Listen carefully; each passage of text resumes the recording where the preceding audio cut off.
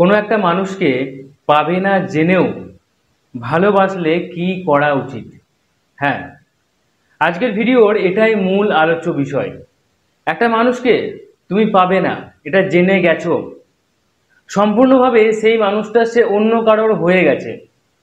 সেই মানুষটা তোমাকে কখনোই আর ভালোবাসবেই না। সেই মানুষটার বিয়ে হয়ে গেছে। এগুলো তুমি জেনে গেছো। তুমি কনফার্ম যে সেই মানুষটাকে তুমি কোনো দিনও পেতে পারো না, কিন্তু তুমি তাকে ভালোবাসো। তুমি জানো যে তুমি তাকে পাবে না, কিন্তু তবুও তুমি তাকে ভালোবাসো এবং এটা মানতে পারো না যে সে অন্য কারোর হয়ে গেছে। তুমি জানো সে তোমার লাইফে ফিরবে না, কিন্তু তুমি এটা মানতে পারো না যে সে তোমার লাইফে ফিরবে না। তুমি এখনো চাও যে এমন কিছু ম্যাজিক হয়ে যাক যে সে তোমার লাইফে ফিরে আসুক। এরকম হয়তো তুমি ভাবছো। এই মুহূর্তে দাঁড়িয়ে তোমার কি করা উচিত, এটাই আজকের এই ভিডিওর মূল আলোচ্য বিষয়। ভিডিওটা সম্পূর্ণভাবে বোঝার চেষ্টা করো। দেখো, প্রথমেই তোমাকে তিনটে সিচুয়েশনের কথা বলবো। ফার্স্ট, এমন আমি অনেক মানুষকেই দেখেছি যারা কোনো একটা মানুষকে ভালোবাসে একতরফা। সে কখনো বলতেই পারেনি যে সে তাকে ভালোবাসে। এখন সেই মানুষটা হয়তো অন্য কারোর হয়ে গেছে, সে অন্য কারোর সাথে সে রিলেশনে চলে গেছে, বা তার অন্য কোনো জায়গায় অন্য কারোর সাথে বিয়ে হয়ে গেছে। তো এরকম একটা সিচুয়েশন যেখানে তুমি একজনকে ভালোবাসতে বলতে পারোনি, কিন্তু এখনো তুমি চাও যে সে তোমার লাইফে ফিরে আসুক, এমন কিছু একটা ঘটুক, সে বুঝে যাক যে তুমি তাকে ভালোবাসো এবং তোমার লাইফে ফিরে আসুক। এমন অনেক মানুষের সিচুয়েশন আছে। সেকেন্ড সিচুয়েশন, সেই মানুষটাকে তুমি ভালোবাসতে, সেই মানুষটাও তোমাকে ভালোবাসতো, কিন্তু আজকে তার সাথে তোমার ব্রেকআপ হয়ে গেছে। এখন সে অন্য কারোর সাথে রিলেশনে চলে গেছে, কিংবা একদম তার অন্য কারোর সাথে বিয়েও হয়ে গেছে, কিন্তু তুমি এটা মন থেকে মেনে নিতে পারছো না। তুমি চাইছো যে সেই মানুষটা আবার তোমার লাইফে ফিরে আসুক, সে যার সাথে রিলেশনে আছে তাকে ছেড়ে দিয়ে, কিংবা সে যাকে বিয়ে করেছে তাকে ছেড়ে দিয়েও তোমার লাইফে ফিরে আসুক, এটা তুমি চাও। তো এরকম একটা সিচুয়েশন হতে পারে। থার্ড সিচুয়েশন, সোশ্যাল মিডিয়ার যুগে আমি এমন অনেক মানুষকেই দেখেছি যারা সোশ্যাল মিডিয়ার মাধ্যমে কোনো না কোনো একটা মানুষের প্রেমে পড়ে গেছে।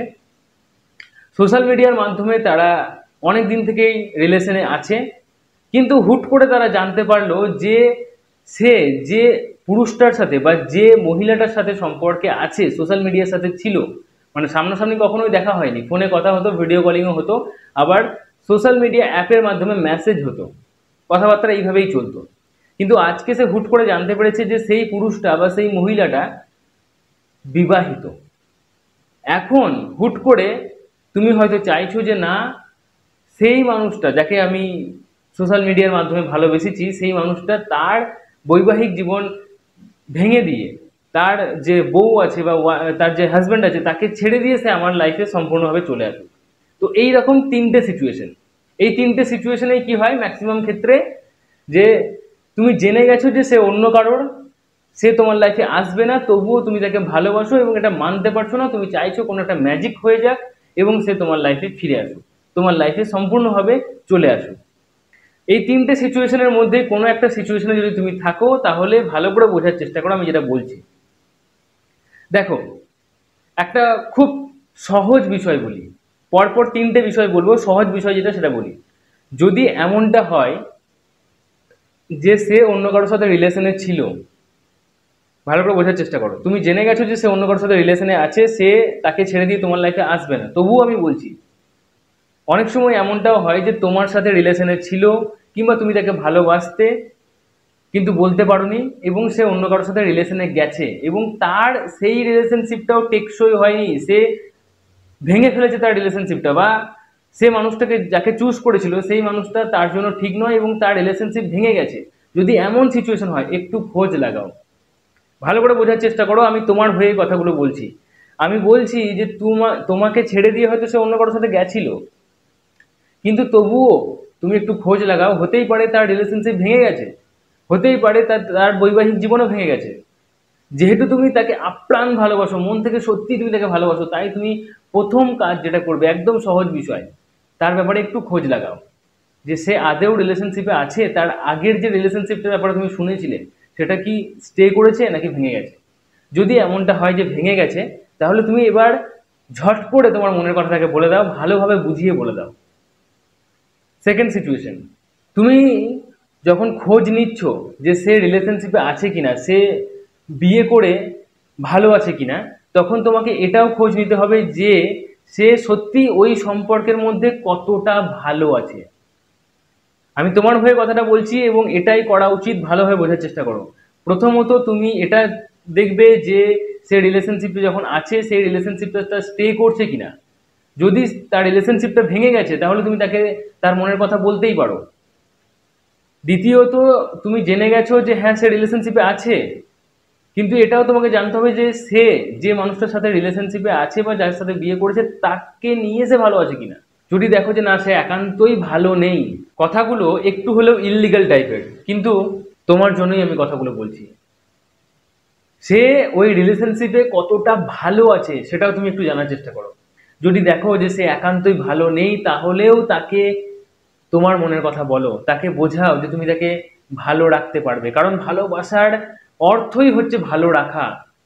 যদি সত্যি তুমি তাকে ভালোবাসো, যদি তুমি সত্যি তাকে অ্যাকসেপ্ট করতে পারো তার রিলেশনশিপে থাকার ওই কথাটা জেনেও, তার বিয়ে হয়ে গেছে ওই কথাটা জেনেও, তাহলে তুমি তাকে আরেকবার বলতেই পারো। ফোর্স একটু হলেও করতে পারো, কিন্তু বেশি না।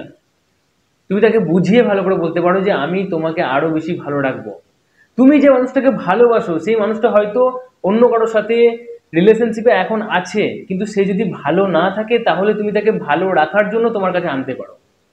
একটা মানুষকে ভালো রাখার চেয়ে এর এর থেকে বড় আর কিছু হয় না।